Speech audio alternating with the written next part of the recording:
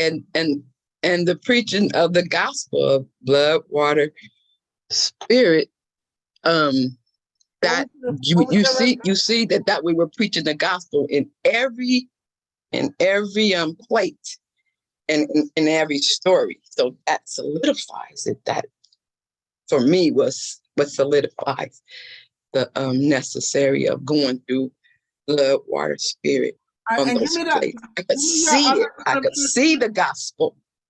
So that was initial for me, essential for me. The other one was 1 Corinthians, still 15, 19 through 22. Okay, 19 through 22. Okay, thank you. If in this life only we have hope in Yahshua, we are of all men most miserable. But now is Yahshua risen from the dead and become the first fruits of them that slept. Keep going. Yes, to 22. That should say, if in this life only we have hope in the Messiah, not Yahshua. Okay, in the Messiah. But now is Yahshua risen from the dead. Now is the Messiah risen from the dead and become the first fruits of them that slept. For since by man came death, by man came also the resurrection of the dead. For as in Adam all die, even so in the Messiah shall all be made alive. That's the importance of the gospel. That he's still alive. And then Colossians 2, 9 through 13.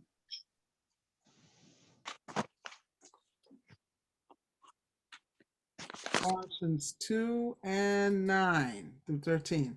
For in him dwelleth all the fullness of the supernal nation of Yahweh in bodily form, and you are complete in him, which is the head of all principality and power, in whom also you are circumcised with the circumcision made without hands, and the putting off of the body of the sins of the flesh by the circumcision of the Messiah, buried with him in baptism, wherein you are also risen with him through the faith of the operation of Yahweh, who hath raised him from the dead. And you, being dead in your sins and the uncircumcision of your flesh has he quickened together with him, having forgiven you all trespasses, running out the handwriting ordinances that was against us, which was contrary to us, and taking out of the way, nailing into this cross.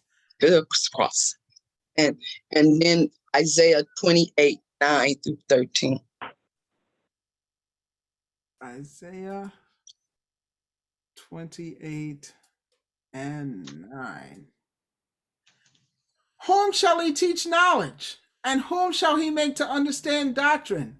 Them that are weaned from the milk and drawn from the breast. For precept must be upon precept, precept upon precept, line upon line, line upon line, here a little and there a little. For with stammering lips and another tongue will he speak to his people, to whom he said, this is the rest wherewith you may cause the weary to rest, and this is the refreshing. Yet they would not hear. But the word of Yahweh was upon them, was unto them, precept upon precept, precept upon precept, line upon line, line upon line, here a little and there a little, that they might go and fall backward and be broken and snared and taken. So that's the importance of our precept upon precept, line upon line, here a little, there a little, taking a little bit from the scriptures and the New Testament. That's what I missed. I said, I'm sure Lenore's gonna add. No, well, she didn't. That's the first thing Dr. Underwood taught me. And I, I don't like to interrupt it. I couldn't jump in real quick. No, you could have jumped in. You could have said, hey, hold the show. I will next time. Yeah, I'm still new at this. I'm still new at this and learning. I'm old, but thank you. No, I excellent scriptures, by the way. Very good. Yeah, thank you. Thank you for letting me share. No, I appreciate that very much. Mr.